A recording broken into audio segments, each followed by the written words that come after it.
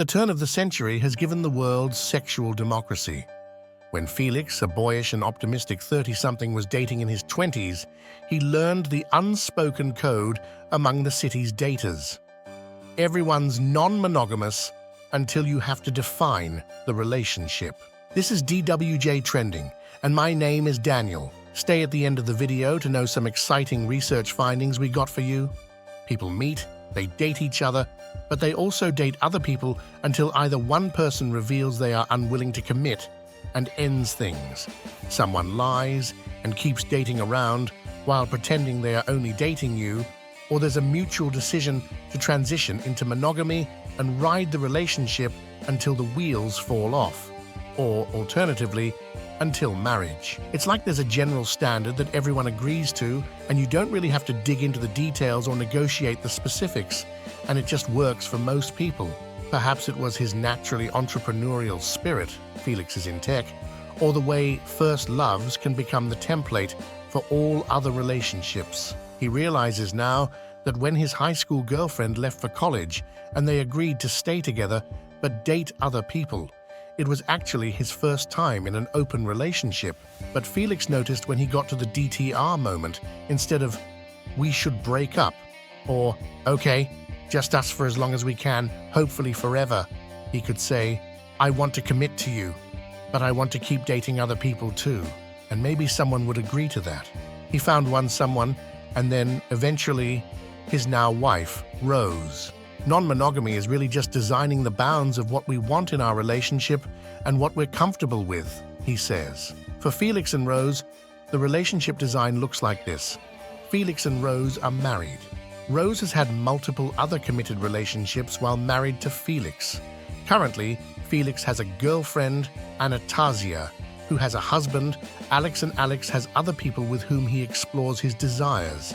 In terms of the frankly alienating, ethical non-monogamy glossary, these two couples are part of a polycule.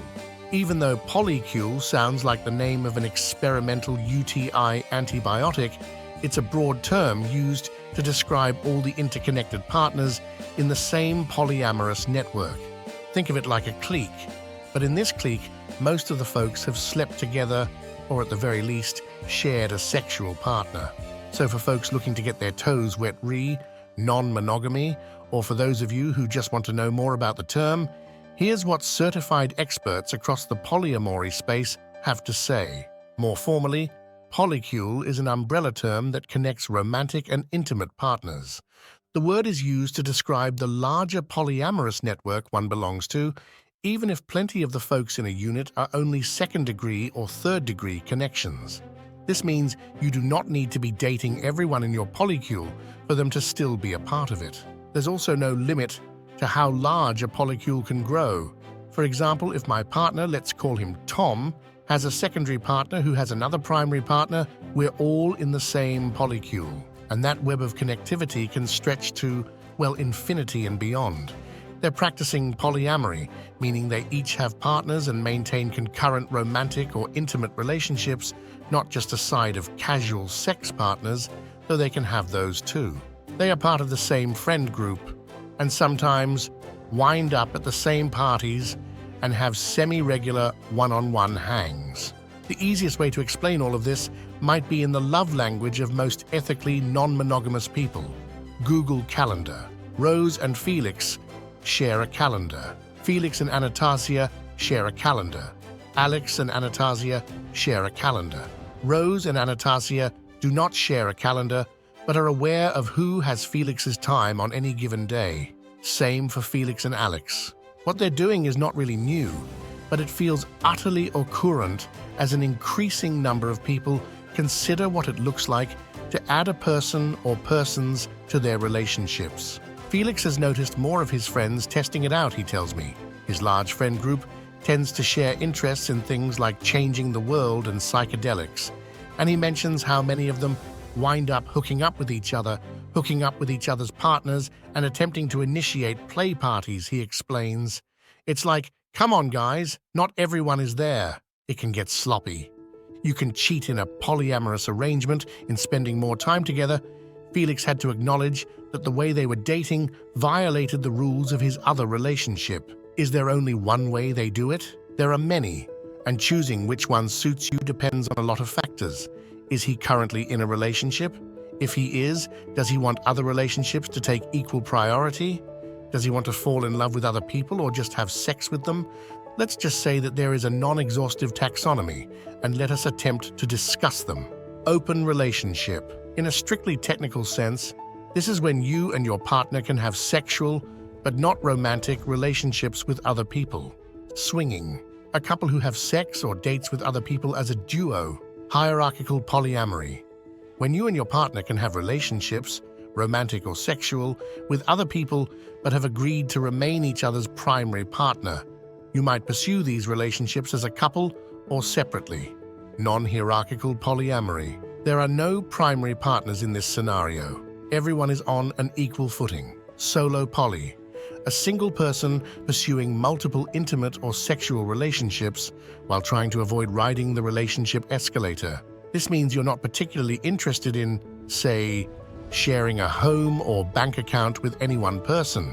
What is a metamour? Becoming non-monogamous doesn't mean you have to join a 10-person polycule. Still, there are terms that many non-monogamous people will use while discussing their arrangements, and it'll make things easier to familiarize yourself with at least a few.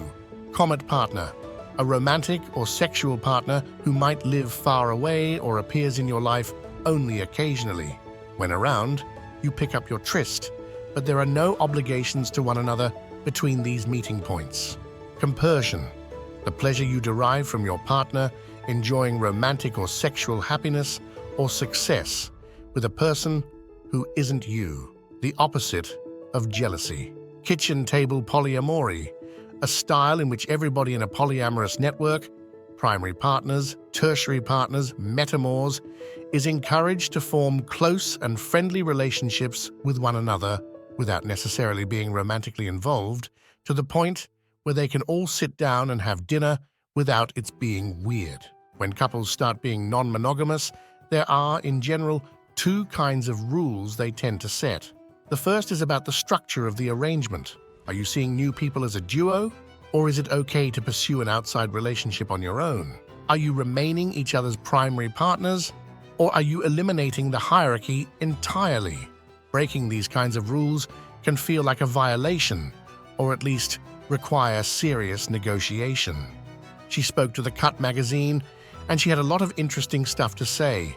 Her voice and name has been changed using AI to protect her identity. I had to go off somewhere, and the other husband had to go off somewhere.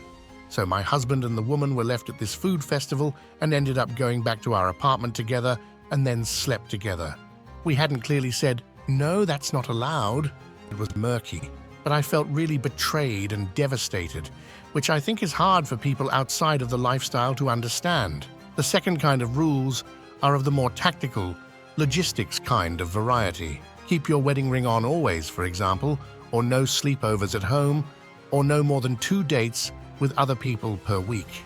Nearly every couple that The Cut spoke to said that these types of rules are more like training wheels, important to set up and follow in the beginning to make everyone feel safe but likely to fall off as people get more comfortable. Brittany and Roy gave each other curfews, which they stuck to in the beginning until needing to be home at a certain time started to make them feel constrained, and they realized they didn't really care. It became a specific request for specific circumstances, like if one of them was sick. I personally don't care anymore whether you have sex with someone else in our bed. This does not seem important to me. Go forth and let's see how it feels. And then you did it, and I did it. And we were both like, oh, this is fine, we don't care. In the modern era of ethical non-monogamy, in which Jessica Fern's 2020 book, Polysecure, has become this generation's The Ethical Slut, and the dating apps make it easy to find people who want the same relationship structure you do, polyamory feels less like a caricature and more like just another way to date, the romantic equivalent of being plant-forward instead of vegan. At least from the outside. On the inside, achieving a successful polycule isn't always so simple. If you enjoyed this video, consider subscribing to our channel, hit on that notification button, share the video, and if you want to know about a topic and we have not tackled it, Suggest it to us and our team of researchers would be on it. Follow us on our social media channels where we connect with our community and make merry. Until another video, have a good one.